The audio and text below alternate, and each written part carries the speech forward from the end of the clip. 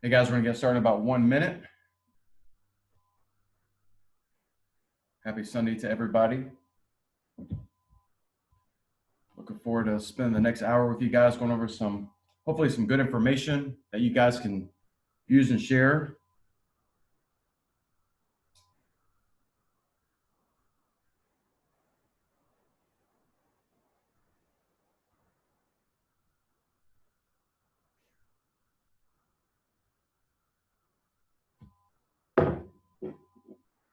I'm drinking my LaCroix right here.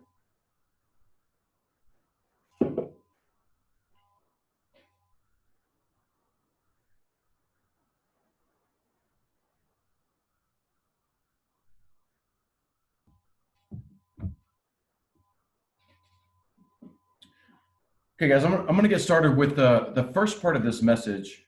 Is why are we even doing this? It's Sunday. It's 4 o'clock on the East Coast.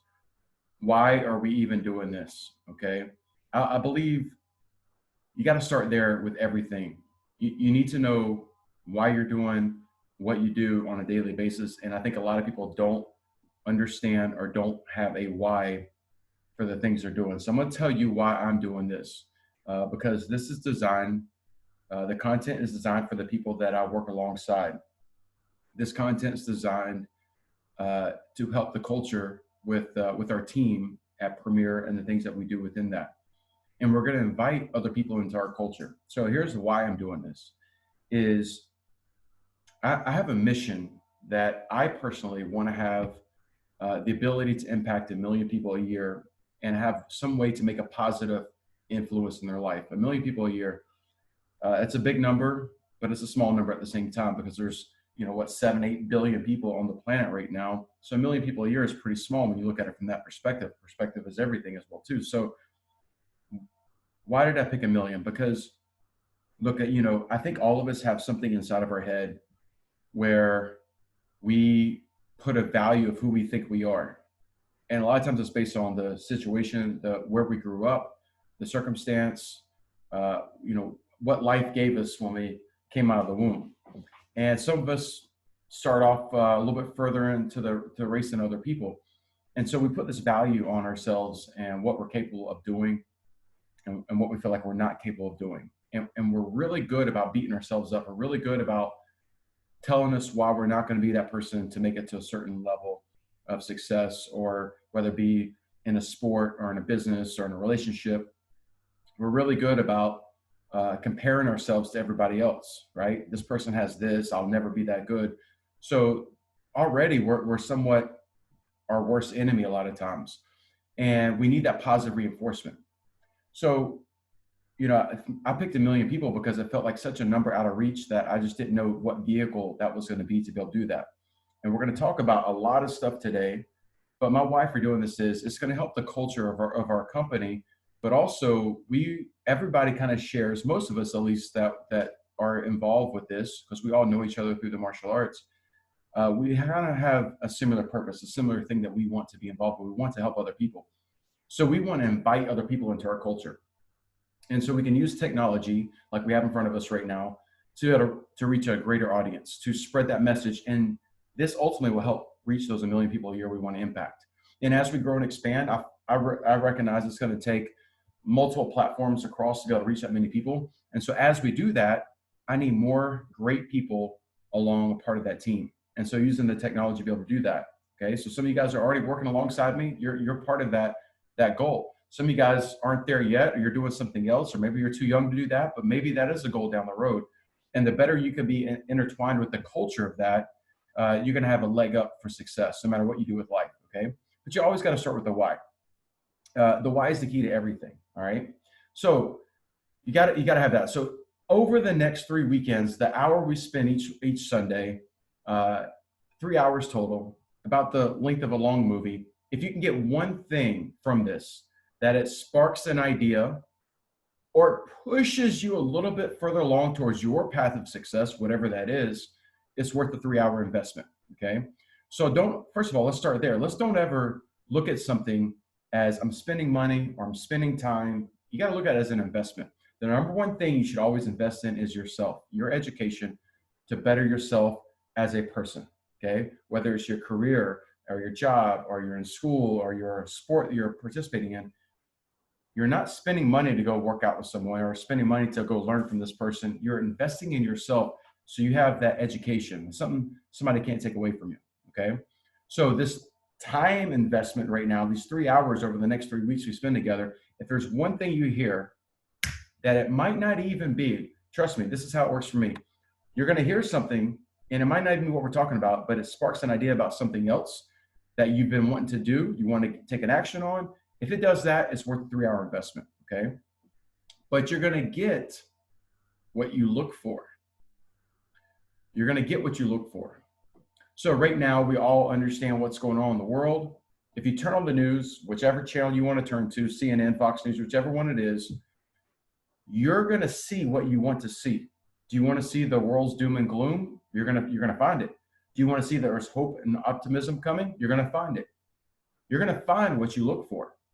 So over these 3 hours we're going to spend together, you're going to get what you look for. Look for that little nugget, something that you hear that sparks an idea, sparks an action for you to improve on something in your life, okay? And I'm going to leave you guys with some homework at the end of this. And speed is the name of the game, okay? Speed's the name of the game. So with this homework, it's something you can do today within 15 minutes when we get off the call today. You can get it done pretty fast, all right? Speed's the name of the game. If you look behind me right now, that's a door. There's my chart over here. This is my workstation. My goal was I've got a backdrop. I've got a nice camera. I've got this whole setup I wanted to have. I've got a chart. It's not here, okay? And I knew it probably wouldn't be here in time, but I didn't want to wait 3 weeks to help put this information out there. I wanted to get this information out there faster, okay? So speed's the name of the game. That's a lesson in business I learned early on, okay? I was part of an organization in the past, and they always overpromised of all these great things they're going to bring to the table. They would talk about all these great, amazing things they're going to bring to the table, and it would just never happen. And it was frustrating. I understand sometimes things are out of your control. You promise some stuff and it doesn't happen. I get that, okay? But too many times this was happening over and over and over again. What was happening, though, is you lost confidence when they told you they were going to be able to do something because they couldn't do it. They weren't pulling off anything in the timeline they told you. And so what was happening is they overpromised all this stuff and then nothing happened, okay? The reason why is because they tried to perfect it to such a level before they would release it. They were worried about it, releasing something to their people, and it's not perfect. They're going to have to work on it. So they just never released it. Speed's the name of the game, right? I don't have the pretty backdrop, right? I don't have the nice fancy camera yet and all that kind of stuff, but the information is the key. So something in your life, on your job, in your career, for you guys who are doing a sport of some kind, too many times we do that to ourselves. We're not going to show it to the world until we've got it perfect. We're working on a piece of art. We don't want to show it to anybody. We're working on a project over here. We don't want to show it to anybody until it's perfected. You're going to get beat by the person who's just taking action. You're going to get beat by the guy who's less educated, got less skill set, because he's just faster to get to business. Listen, the best product does not win. You think Coca-Cola is the best drink out there? Definitely not.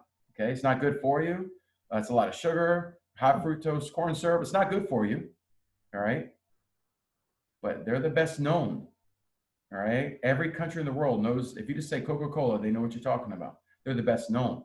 You're going to get beat by the best known because of the speed and the action they take place. Okay, Microsoft wasn't the best the company out there, but Bill Gates pushed it to make a success because he was fast and he was innovative and he pushed when other people were trying to wait till it was perfected, right? They were so in love with the art. Martial artists are the worst about this. We want to be so perfect with our art form that we want to keep it to ourselves, right? So you got to get it out there, right? So let's start with the why, and let's make sure we always take action, all right? Not talk about it, right? Too many times that's what happens. So a little bit about my story. Why do I want to reach so many people? My education started when I was with my dad driving to karate tournaments. Okay, I'm with my dad driving to karate tournaments, and he would put on these tapes of a guy named Zig Ziglar. Okay, and if you haven't heard of this person, he's passed away a few years ago, but it's definitely worth looking up. A guy named Zig Ziglar, and he would put on these tapes raising positive children in a negative world. right? And I'm a 7-year-old kid, 8-year-old kid in the backseat of a car driving to a karate tournament. I didn't want to listen to that. I don't want to listen to music or anything else. And this is before we all had our own personal device, iPhones or whatever. So I couldn't, get out of this education that was being kind of force fed to me. But it was that kind of stuff that planted the seed. But ultimately, the subconscious, what I was learning, was about impacting people. And I also believe you're kind of born sometimes with this message in your head of who you think you're going to be, like we talked about. And I wanted to be a person that was going to be able to help other people. That was super important to me. All right. And so I've got charts of things that I wrote notes on, took notes on, things I wanted to do as a kid. And always, here's my little girl right here. Always one of those things that I wanted to be able to do was impact people.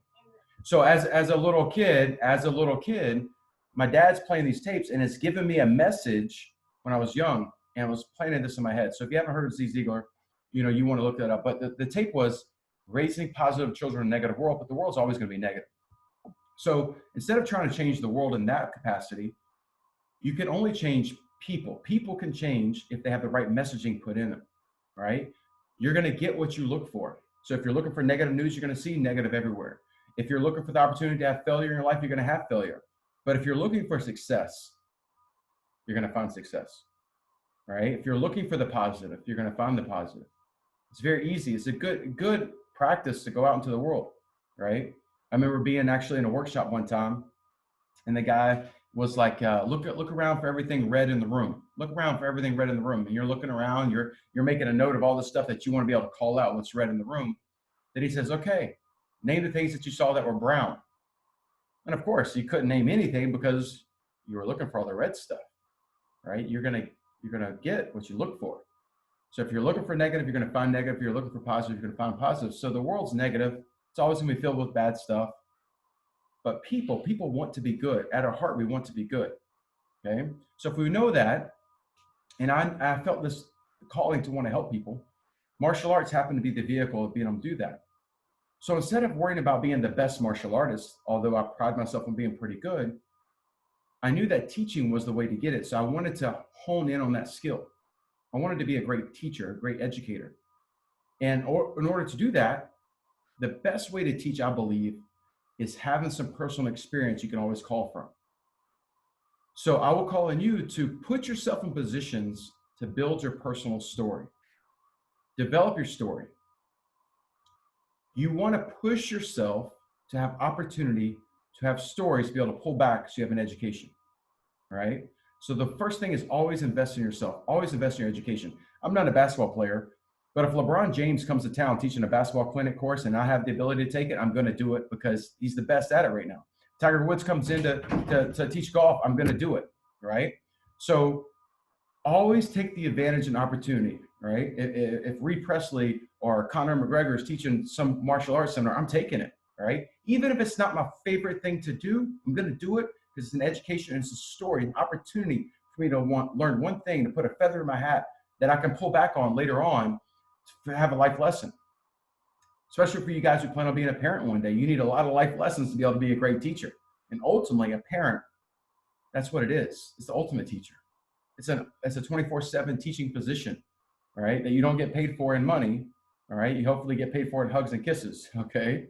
So jumping into what we're going into, I'm giving you a lot of information about the start. It's going to take the whole next 45 minutes to go through all this stuff, okay?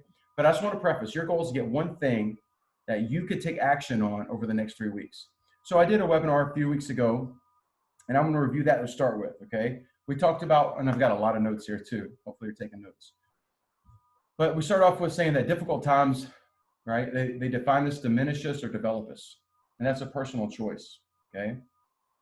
Difficult times, they define us, diminish us, or develop us. The choice of those three is up to us. And life is nothing but a group of choices, okay? There is something in your life right now, no matter how old you are. My son's 11 sitting right next to me, okay? Whether you're in your 30s, 40s, older, or you're 11, there's some point in your life right now that you could call back on, that there's a fork in the road for you to make a choice on. And you chose one path. If you went back to that moment right now and chose the other path, Your life might be better, it might be worse. Okay. You are right now where you are in life because of moments and choices. Case in point, when I was 11, like my son, I'm sitting on Greenway Court in Augusta, Georgia, in the van with my dad. I'm in the passenger seat, and I had an emotional day training in martial arts. I'm a few months away from my black belt test, about 6 months away, actually. And I'm a pretty emotional being because I put my heart into everything I do. And I remember I'm 11, just like my son, and my dad's sitting in the front seat, and he basically, because my dad was pretty hardcore on me, but my dad put this pressure on me, and it wasn't even spoken. It wasn't spoken. He didn't say I had to be the best martial artist or I had to be the first one he promoted to black. I never said it.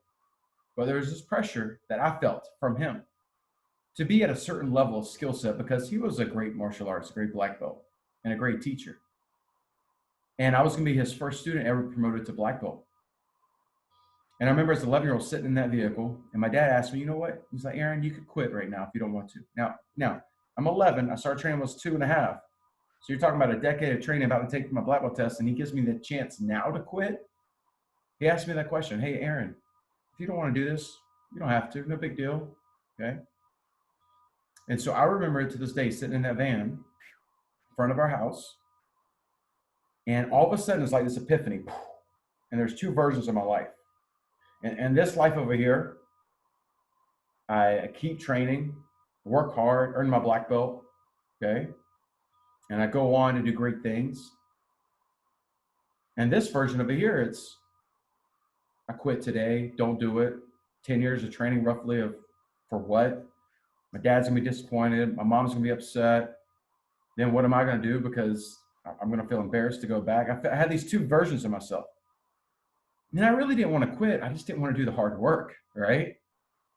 You will talk about success and failure, how close they are to each other, but right there, they were super close. Now, I don't know if my dad was really giving me the power and the authority to quit. I don't know if I would have said, hey, look, I quit. If he would have said, no, you're not. Get your butt back in there. Okay, he might have. That's probably what I would say, right, Jackson? Yeah. So, but I'm 11 and I have this decision. What if I would have chosen to quit? I wouldn't be sitting here and talking to you guys right now. All right. I don't know how my life would have turned out. I probably wouldn't have this awesome son right here, my daughter who would come through occasionally. All right. A beautiful wife. I probably wouldn't have the life that I have now. I wouldn't have been able to influence all these lives. And I do this example a lot of times with you guys who are team members of mine that, hey, look, if you had to take away that black belt, everything it represents, all the people you've met over the years, every relationship you developed, what's it worth? There's not a price to it. Okay. But your life is nothing but you making choices and then living with it. Okay.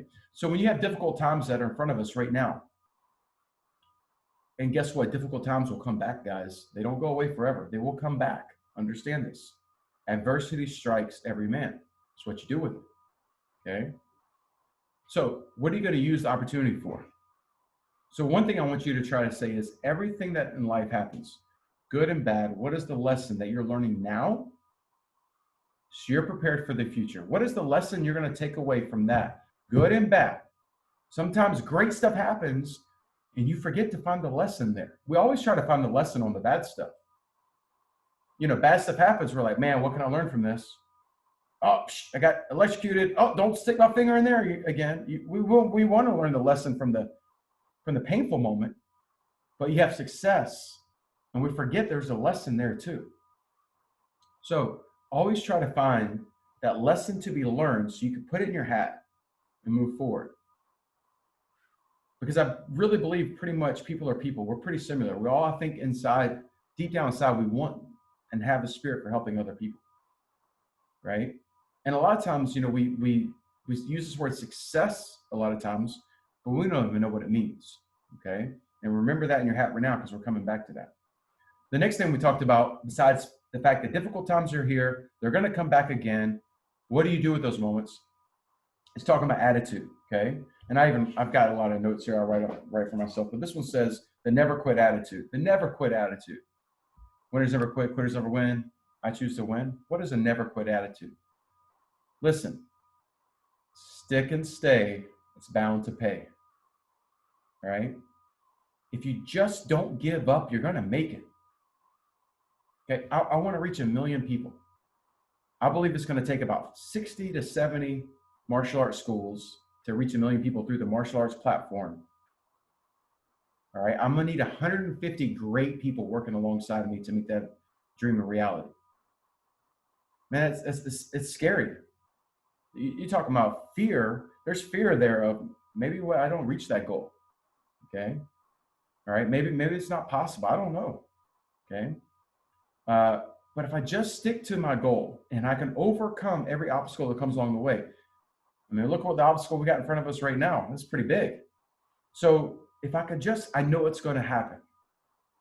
Just like black belt, just like winning world championships. You know, the people up on stage winning in the octagon in UFC or on a martial arts tournament, winning tournaments, or boxing or basketball or football, they all have this ability just to stick to it longer than anybody else. You know, the guy who's playing quarterback in the NFL, yes, he's super talented, obviously.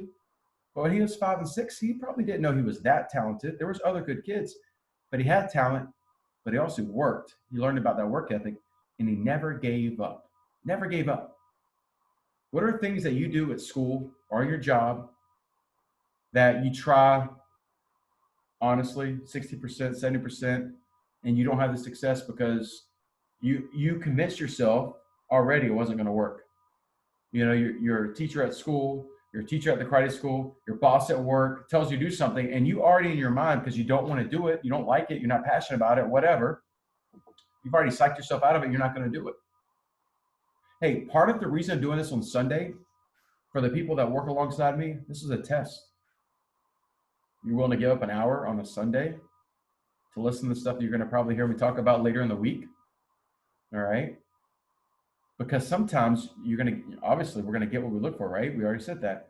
But a lot of times we automatically sabotage ourselves because our mind's not in the right space.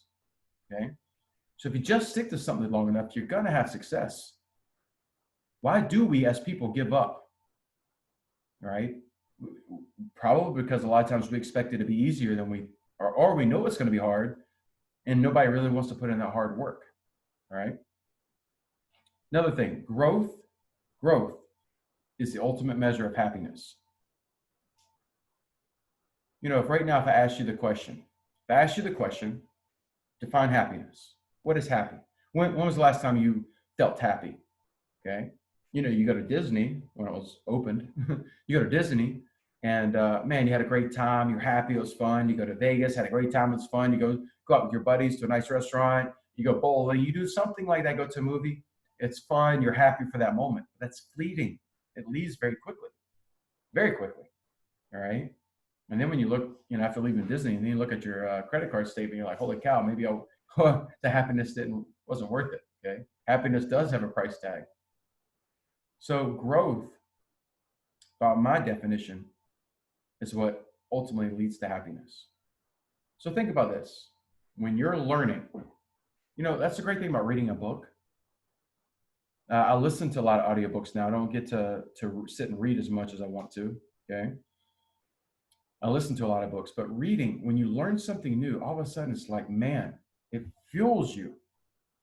Think about when you were playing a sport or doing your martial arts and you learn something new and you're growing, or you didn't learn something new, but you got good at something and you got better at it than the next guy.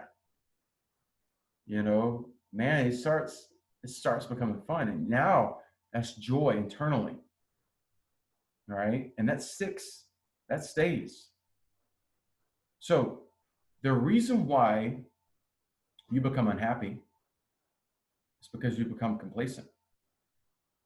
Like right now, if you could put a 1 to 10 scale, where are you at in happiness? My son this week trained every single day. We're going to actually go train later on today. And in a few short days, I saw a change because now he had a goal in front of him, something he was working towards.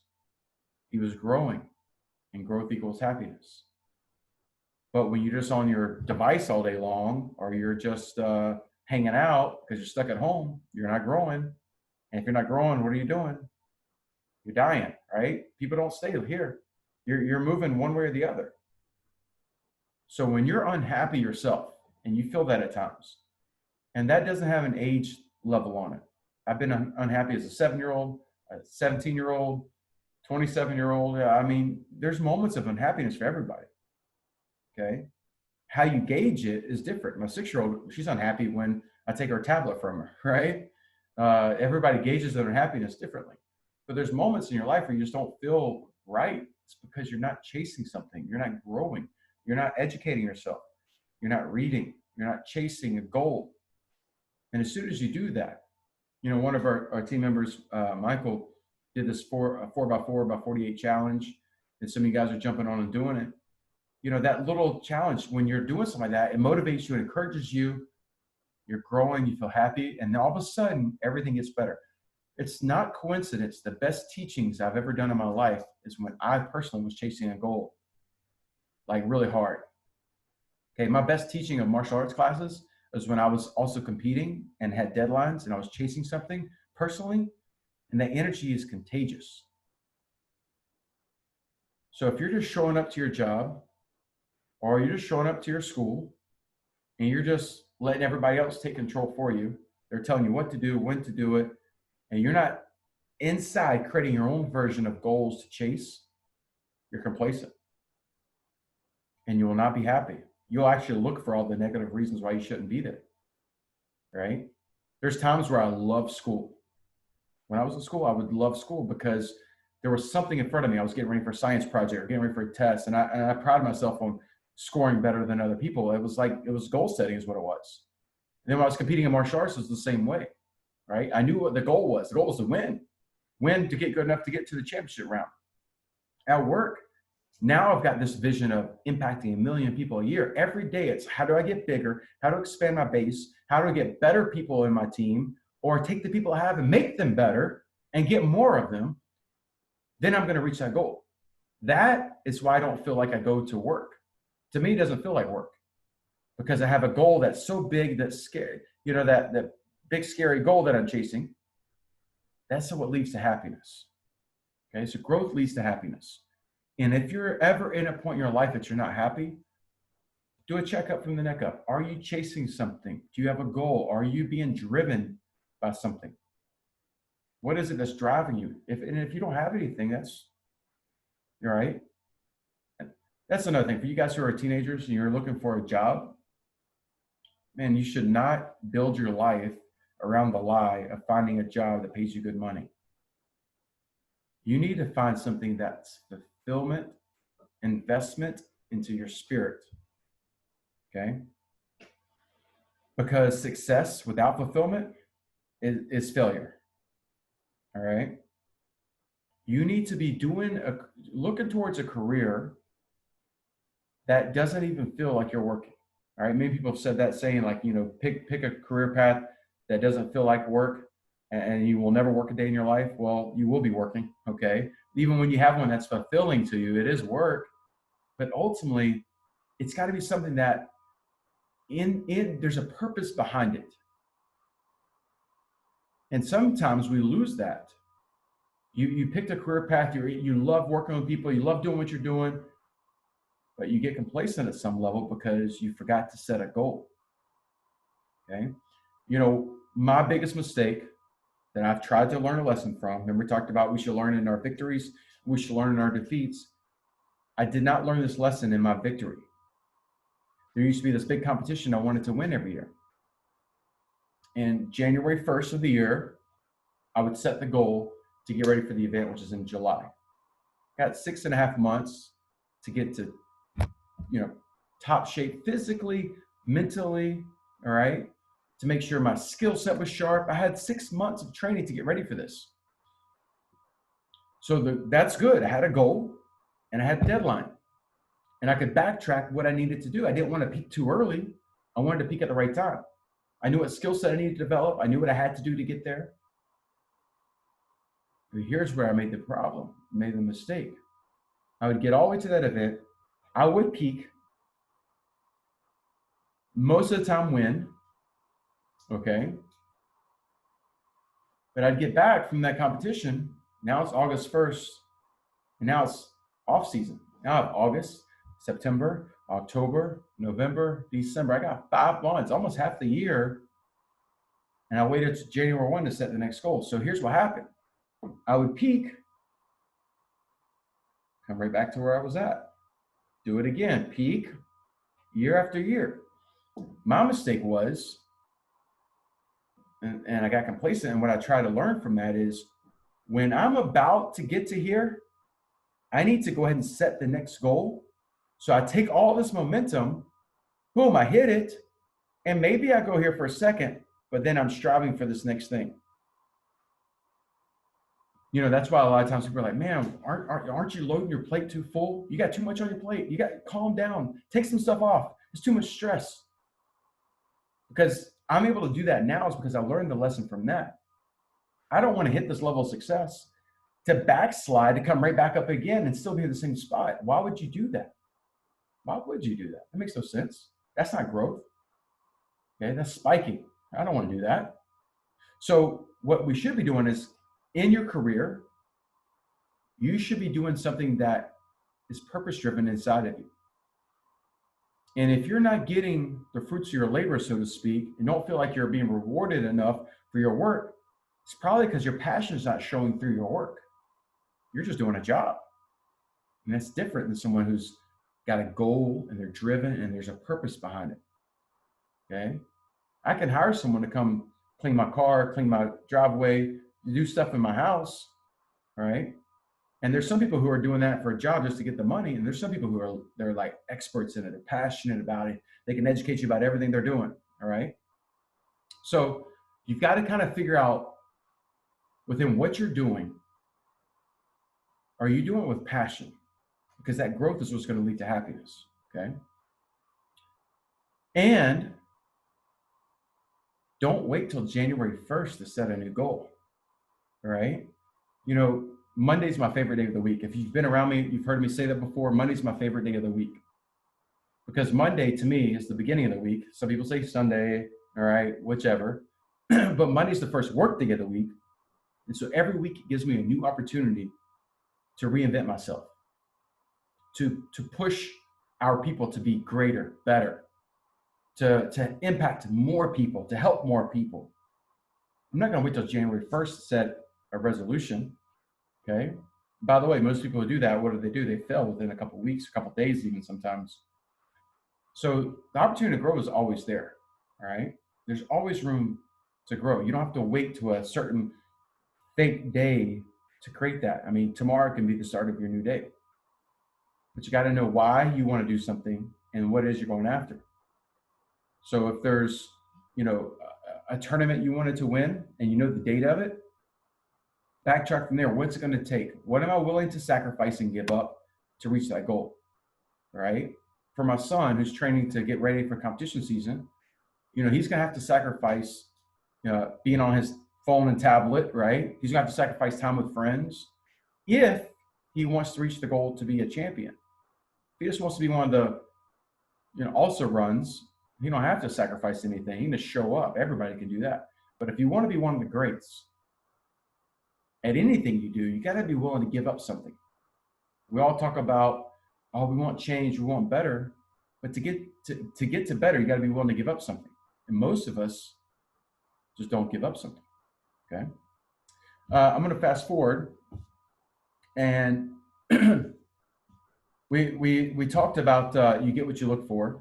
Okay, but also I'm going to say you get what you work for, not what you deserve. I've heard this a lot over the years, you know, oh, that person, they get what they deserve, right? We've all heard that saying, you get what you deserve. You don't.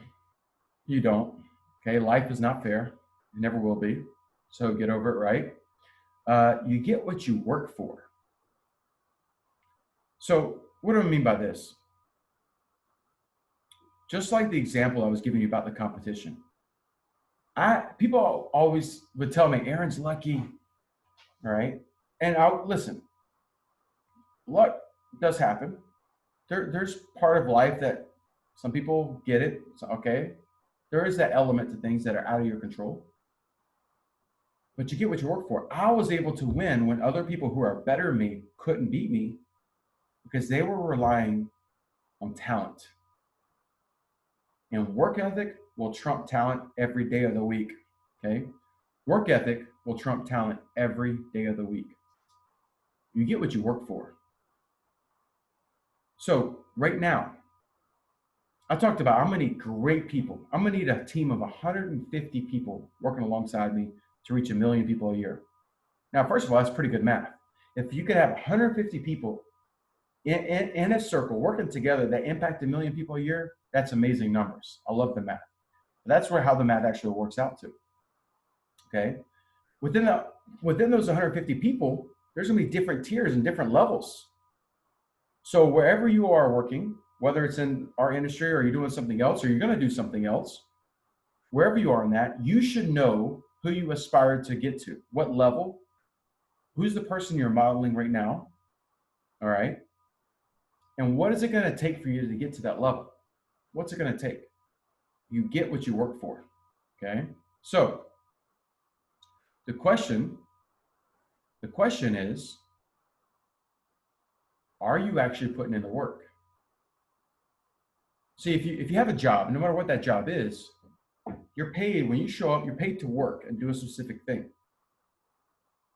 You're not at your job to actually get better at your craft, no matter what your job is. That's up to you to be off the clock and work on your craft. So for me as a martial artist, that means when I'm off the clock, I need to get better at my doing of the martial arts, understanding of the martial arts, teaching the martial arts. And that's just the physical side of it. That has nothing to do with how do I put it together, package it that's available to the people in the right format. It has nothing to do with the business side of it. I'm talking about my craft as a martial artist. I got to be able to do it better, understand it better, teach it better. All right. And I can't be doing that when I'm on the clock. I got to do that off the clock. All right. Imagine your doctor, he's at work. He can go and research stuff based on something he's doing right then. But when he's off the clock, he's probably reading and studying, getting better at his craft. All right. Your accountant is doing that. Your lawyer is doing that. Your school teacher is doing that. Your professor in the college is doing that. They're constantly trying to get better at their craft. That's how they're able to elevate. And by the way, that goes back to the first point. Growth equals happiness. They're happy in the path of their life they chose because they're growing. The one thing about martial artists that really cracks me up is you can go to any town in the United States of America, probably anywhere in the world, but definitely any town in the United States of America, walk into some local martial arts school, and typically the head instructor, the owner, the head instructor, the only employee of that company basically, has probably been there for 40 years. He probably hasn't taken an actual training session himself in 40 years. All right, he got his black belt and basically stopped being a student, became a teacher. He's got that big old belly, right? He should be hanging that sign on the front of his door saying, hey, I stopped growing. I stopped learning 40 years ago. That's what he should do, but he doesn't. Okay? You want to be around people who are constantly educating and growing and investing in themselves, constantly. I spend a ton of money and invest a lot of time on educating myself so I can be better for my people. All right? You should always invest in yourself first, and you're going to get what you work for. So if you want to elevate to a higher level with whatever you're doing in life, right? Going back to my son wants to be not just a winner, but a champion, somebody people who knows and respects. He's going to have to put in the work, all right? He's going to have to put the hours on the mat. Now, look, I'm able to give him some advantages. He gets to train with the best talent, but it don't matter who you're training with if you ain't putting in the work, all right? You've got to spend the time and investment to be able to do that, all right? The next is, you got to still, while you're doing that, you got to act as if. Okay, what does that mean? Psychology. So at Premier, we move our kids into black belt training, and they get to wear a black uniform. Why do they get to wear a black uniform? Because the old school approach was you didn't get to wear the black uniform until you were a black belt. So we let this kid, it could be a second lesson, put on a black suit already because we want him to think and act as if he's already that black belt. Psychology is so important in life, right? Uh, so what are your goals? What are your financial goals? You want to be a millionaire? What are you going to do different now or then, right? Why not go and act as the person that you're going to be if you hit that goal, whatever that is, all right? Winning that championship. You got to act as if you already have done it. Now, what does that mean, acting as if? It doesn't mean go out there flaunting and bragging or boasting. It doesn't mean go buy some expensive stuff that you can't afford, okay? That's not the message there. The message is, what are the character traits of that successful person that you envision yourself to grow into? Why do you have to wait until you get there to start acting that way? The day your black belt was tied around your waist, did you become a black belt that day? Or were you any different? It's like birthdays. On your birthday from the day before, did you age a year in that one day? All right, it's a gradual thing, right? So same thing, and success is something you're building towards. It's a growth cycle that we're working towards. You need to already act as you're that person that you're growing into, and you'll accelerate the level at which you get there. Now, there's a lot of proof behind how this works and all that, but I will tell you this. Every time in my life, I've brainwashed myself to think of that successful person, to visualize what I'm reaching out for. Every time, it's come true. And every time I have not used that method, I didn't reach my goal. So, and it's not just visualizing the end product. It's literally acting as if you're already there. Because you do, when you hit goals, you do feel different. You act different. Okay? So psychology is a big part of this. It's our own brain power of how we're going to do this. So if you want an extraordinary life, okay? Extraordinary, not average. We don't want to be the average, okay? You don't want to have success and not have fulfillment. We talked about that. Success without fulfillment is ultimate failure. So if you're not fulfilled with what you're doing, if your heart and soul is not on fire every day to get up early, man, what am I going to, I can't wait to go to work. Then you're not doing the right thing. Okay?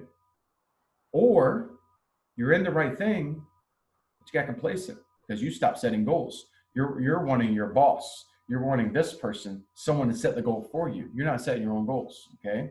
You need to set your own goals. I wrote this thing out right here. It says purpose on it. I got a little checkpoint.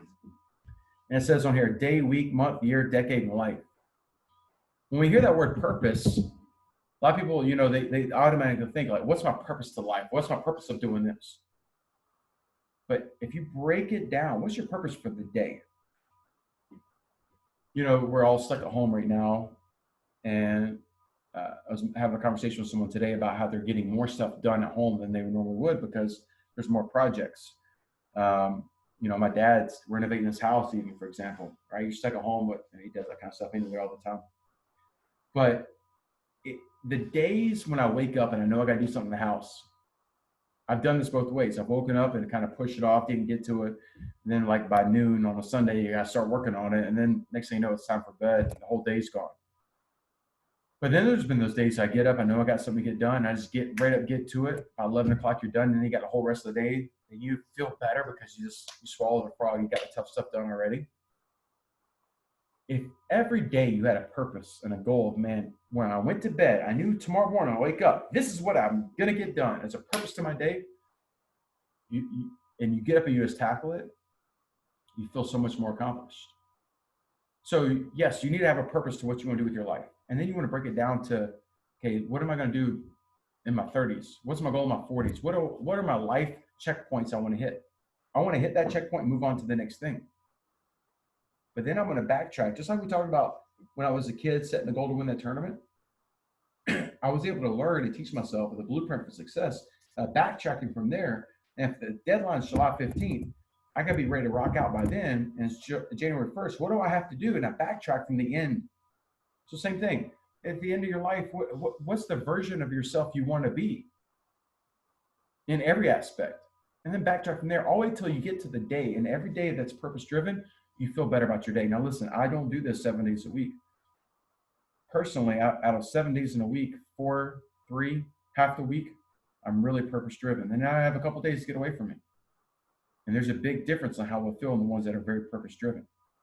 So literally just break it down like that. Just break it down. Okay. You can always reinvent yourself. You don't have to have the permanent answer and never come back to it.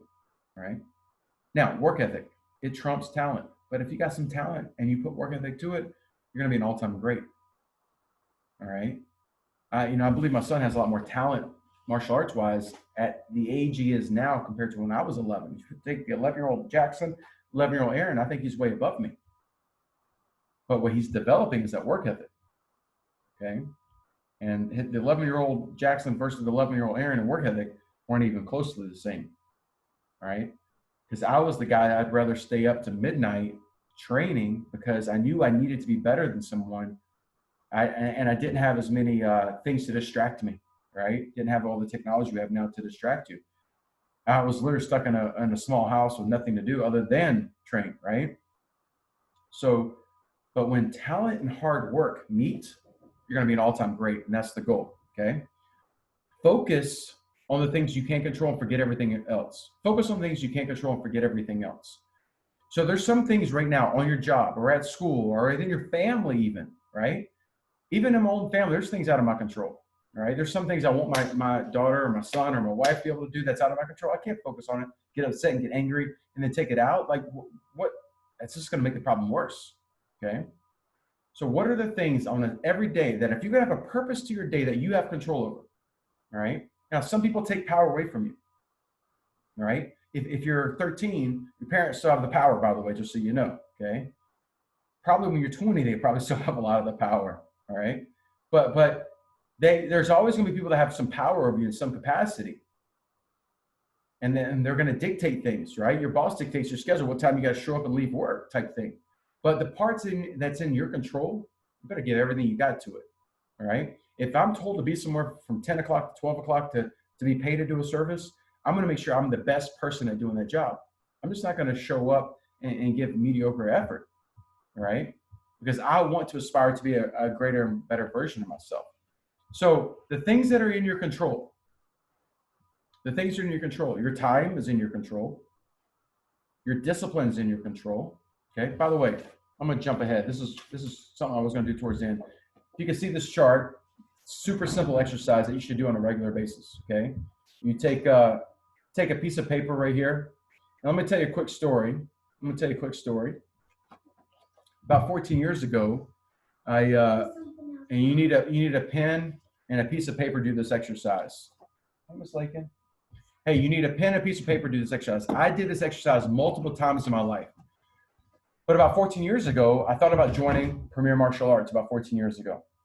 And I visited Knoxville, Tennessee, downtown west of the street where the school was at the time. And I was overwhelmed. It was such far above and beyond where I was at as a person and in a business that I just didn't believe I was going to be able to get to that level, okay? It was just that far way ahead, all right? So I literally did this exercise right here. Where I took a pen and paper and I wrote pros and cons. And if the pros right here, can you shut that door for me, Ms. Lakin? Thank you, ma'am. If the pros are better than the cons, you do it. And at that moment, I was. Thank you, Jackson, for shutting the door. Take that to mom real quick. Shut the door, please. Thank you, sir. Okay. Thank you, sir. So now, here's what I have to do a lot of times. I have to do same exercise here. I have to do an asset and liability. Okay. What's the difference? By the way, sometimes your liabilities are an asset. Okay. If you got a car note right now and you're paying $500 for your car payment, that's a liability. But if you're a door-to-door salesperson and you need that car to get you to and from your job, it's also an asset. Okay. So, but here's what we don't do. This sheet right here, you know what we need to do is we need to do an asset and liability sheet on us, all right? What are some assets that you have as your character traits? Are you disciplined? Do you have a high level of character? Are you loyal as a friend? Are you respectful to your people in your circle? Do you give your all to your family, to your career? What are your assets as a person? Do you write these out? Do you even know what they are? We don't think of things like that. We think of assets and liabilities as the numbers, right? Do I own a house? Do I own a car? Do I own this? How much do I have in stocks? That's your asset. My liabilities. What are my bills over here? I've got that are right. But as a person, have you done this? Okay. By the way, same thing here. Sometimes your assets are a liability and vice versa. You need to do an inventory of yourself and where you are, because if you don't do this, how do you know if you're growing? And growth equals happiness. All right. Think about this right now. We just had food delivered, right? Everybody's doing food delivery right now because of the way the world we're living in. How many people lost their job right now and we're like, oh man, the world's going to heck. All right. I don't have a career. Well, we're going to lose money. Oh, we got to cut this. Can't do this. But some people had that happen to them. They started driving delivery for a food company. They were making $60,000 a year working from this company. Now they're making, next to nothing, maybe delivering food. They didn't make an excuse. They looked for the opportunity. Something's going to happen to you. Adversity is going to strike you. You're going to lose loved ones. Relationships are going to fall apart. Your kids will disappoint you at times. What are you going to do in those moments? Because in adversity is when you're going to find out if you have your assets and liabilities as a person in check. Adversity as an 11-year-old is a little bit different than adversity as a 38-year-old. But when you're 11 or 13 or 17, 25, it's all relative. The adversity you feel at that age is relative because at that moment, it's the biggest thing you're facing. And problems just get bigger when they happen to you when you get older, but you've built a muscle. Hopefully, you've built a muscle when you were younger to be ready to overcome those big moments. So do this little exercise. What are your assets as a person? And if you write those out, it should be a pretty good description of who you are. Do that checkup from the neck up and constantly look at, man, hey, what are the things, the parts of me I don't like that I want to improve on? Okay. We do this pro-con list in a lot of areas of life, and then we use that to help us make decisions. We use a pro-con list to help us make decisions. It helped me make the decision to become a premier martial arts school owner 14 years ago, making a pro and a con list. Okay. By the way, when I made that list, there was a ton of pros of what I liked. And the cons were so small and minuscule that right now, they don't even measure up.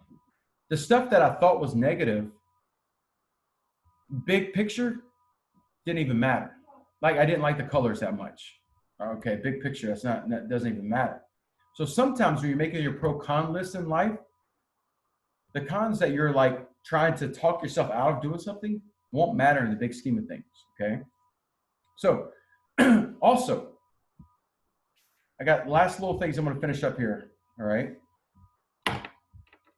I sent some of you guys a message this week, top 5 things that I've learned through this pandemic. And the last thing on there was helping others always gives me more joy than when I help myself, which is going back to my why. We started with why, I'm finishing with the why. Helping others always gives me more joy than when I help myself. However, by helping others, it does help yourself. All right. There's positive and negative, the yin and yang of life. And every time you do something good and you feel this internal positive joy, it pushes you to be better. It's constant growth. Okay. So just like when something bad happens to you, all of a sudden you start seeing and feeling all this negative. It's a cycle. And your goal is to constantly surround yourself with positive energy. Control what you can, forget about the rest. In your circle of influence right now, if you're the top dog in your circle, you're in the wrong circle. Okay? If you're in a circle of friends that you make the most money, you have the most influence in your circle, you're in the wrong circle. You should put yourself in uncomfortable positions to force yourself to grow and to have someone to model. Learn from people in front of you that have already done it, that are aspired to be the person you want to be to get to. And you always should be striving to better yourself. So when I was 11, I wanted to get my black belt. I wanted to make my dad happy. I wanted to make myself happy. Overcoming the hardship and the training and making that life choice when I was given that put me on the path to where I'm at now. Trust me, I had adversity as an 11-year-old, as a 15-year-old. Adversity hits you all the time. And it's relative to the moment you are in your life.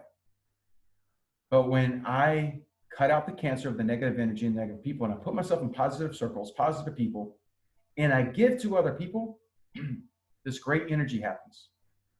And it's contagious. You want to be around people like that. You want to attract those kind of people because you are that person. So if you don't have people wanting to be around you, craving to be around you, you probably don't have that positive energy. Okay? Trust me, there's somebody right now, if I told you to think of somebody, you would think of that person right now. That person you're like, man, I have to be around that person, but I hate being around them because they're so negative. You could think of that person right now, guaranteed. Okay? So think about that. There's somebody right now in your circle that you don't want to be around. Don't be that person. How do you do that? Give to other people. Give to other people. Here's your homework assignment. Take some notes. Here we go. Speed is the name of the game. Speed's the name of the game. Next week, we're going to have 2 guests come on. So you're not going to hear from me as much next week. We're going to have 2 guests. So I'll have the first 10, 15 minutes, and then I'm going to turn over to our 2 guests. So here's your homework. My email address, if you don't have it, is Aaron, Aaron, at hensleypma.com. Aaron at HENSLEYPMA.com. Aaron at Hensley, HENSLEYPMA.com. I want you to email me. What is your definition of success? What is your definition of success? What do I mean by that, by the way? Because my son's going to do this exercise in a few minutes, okay? I want you to email it. Speed's the name of the game. I don't want you to wait till tomorrow. I want you to do it tonight. What is your definition of success? Where you are in life right now, right? For him, as an 11-year-old, his definition of success is going to be different than mine, where I'm at in my life right now. So what would be success to you? There's no right or wrong answer. It's just whatever you feel in your heart. Okay. Next level, I got 3 things for you. Next thing is, I want you to invite one person. We've got 2 guests coming on next week that we're doing kind of an interview Q&A thing. I want you to invite one person as your guest to come into the webinar next week.